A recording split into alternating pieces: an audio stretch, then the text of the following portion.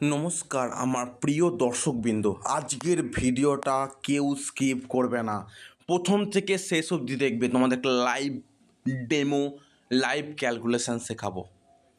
SBMCM স্কলারশিপের টাকাটা সকল স্কলারশিপের স্টুডেন্টদের দেয়া বন্ধ, এমনকি ন্যাশনাল স্কলারশিপের কথা বলছে না, আমি নবান্ন স্কলারশিপের কথা বলছি, দেওয়া বন্ধ।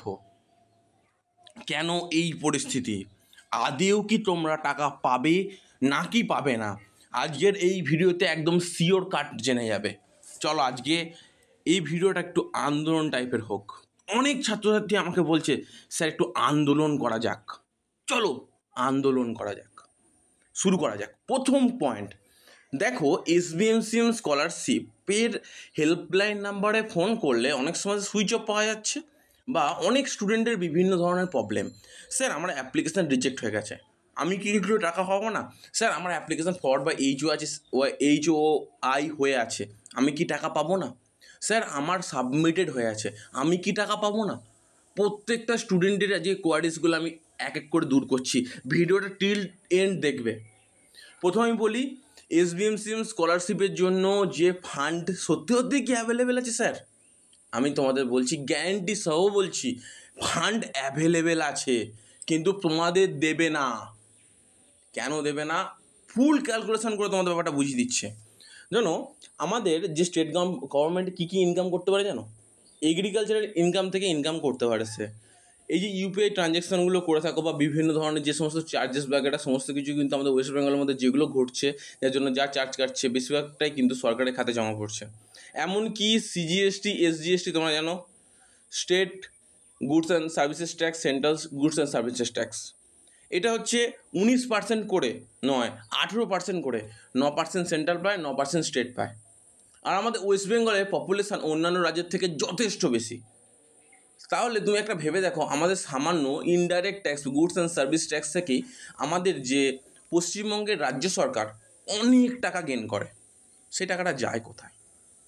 যে ইন্ডিয়ান অয়েল থেকে যে টাকাটা পায়, এই যে যেমন লক্ষ্মী ভাণ্ডার, এই জিনিস এত কিছু, এত যে টাকা এই দিক ওদিক তছরূপ হচ্ছে, তোমরা কি কেউ খোঁজ খবর রাখো?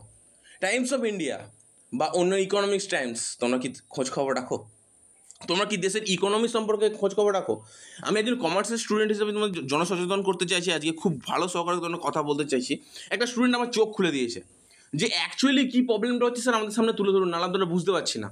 দেখো, গভর্নমেন্টের দিক থেকে গভর্নমেন্ট অনেক পরিমাণে টাকা পাচ্ছে বিভিন্ন ট্যাক্সের জন্য। ভ্যালু অ্যাডেড ট্যাক্স, ভ্যাট, এখনও পর্যন্ত কিন্তু আমাদের রাজ্য সরকার পায়, এখনও পর্যন্ত।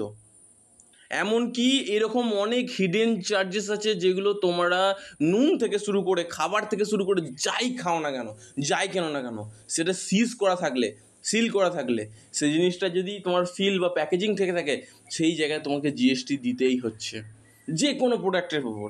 কিছু কিছু প্রোডাক্টের উপর কিছু কিছু জিনিস ছাড় আছে, কিন্তু তা বলে এটা নয় যে তোমরা জিএসটি দিচ্ছ না। আর আমাদের পশ্চিমবঙ্গের রাজ্যে জনসংখ্যা প্রচুর পরিমাণে, তাহলে টাকাটা যাচ্ছে কোথায়? What is the going the money? কোথায় গেল টাকা? মনে প্রশ্ন আছে? উত্তর আমি দিচ্ছি। এসবিএমসিএম স্কলারশিপের টাকা কি স্যার আমি পাবো না? আপনি যে এই ক্যালকুলেশন দিলেন, এটা আমাদের লাভ কী আছে আমরা যদি টাকা না পাই? মেন প্রবলেম, যদি টাকা না পাও আন্দোলনে নামো। একটা কথা মনে রাখো, আমাদের পশ্চিমবঙ্গের রাজ্যে যে টাকা নেই কথা যদি কেউ বলে থাকে, আমি বলবো সে সব থেকে বড় বোকা। যদি কেউ এটা পাবলিশ করে থাকে যে কোনো নিউজ চ্যানেলে, স্যার সব থেকে বড় বোকা। কারণ এই যে লোন নিচ্ছে, লোন নিয়ে তোমাদের চোখের সামনে দেখাচ্ছে এই করছি ওই করছি এই করছি, লোন নেওয়ার কোনো প্রয়োজনই পড়ে না। আসলে তোমাদের সামনে তোমাদের ভোট নেওয়ার জন্য সে যতটা পেরেছে ম্যাক্সিমাম লোন নিয়ে দিয়ে গেছে। টাকা ছিল না পশ্চিমবঙ্গে? কে বলেছে টাকা নেই? তোমাদের ফান্ডে কে বলেছে টাকা নেই? পশ্চিমবঙ্গের রাজ্যের টাকা নেই? পশ্চিমবঙ্গের রাজ্যে যে পরিমাণে টাকা আছে তোমার অন্যান্য রাজ্যে খুঁজে পাবে না তুমি। কিন্তু এই পশ্চিমবঙ্গের রাজ্যটাকে লোটা হচ্ছে, যেটা তোমরা চোখের সামনে দেখে তুমি বুঝতে পারছো না। আজকে তুমি দাঁড়িয়ে বলছো তোমার ফান্ডে টাকা নেই, কে বলেছে ফান্ডে টাকা নেই? প্রচুর টাকা আছে। আরে বাবা, সিজিএসটি এসজিএসটি থেকে যেমন করে ধরো সরকার, রাজ্য সরকার, সেন্ট্রাল স্টেট গভর্নমেন্ট দুজনই পাচ্ছে। আরে মদ আবগারি শুল্ক থেকে শুরু করে সমস্ত জায়গা থেকে ভাই জিএসটি পাচ্ছে।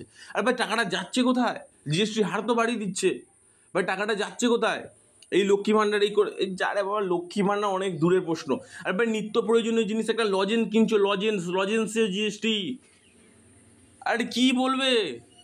আরে ফুল ক্যালকুলেশন তোমাদের যখন পুরো একদম কমপ্লিটলি তোমাদের একদিন আমি ফুল পুরো দেখিয়ে দেবো ডাটা অ্যানালাইসিস করে পশ্চিমবঙ্গে একদিনে ক টাকা ওঠে, সরকার খাতে কত টাকা ট্যাক্স জমা পড়ে, দেখলে তুমি অবাক হয়ে যাবে আর বলবে যে SBMCM টাকাটা কেন দিচ্ছে না, নবান্ন স্কলারশিপের টাকা তাহলে দিচ্ছে না কেন।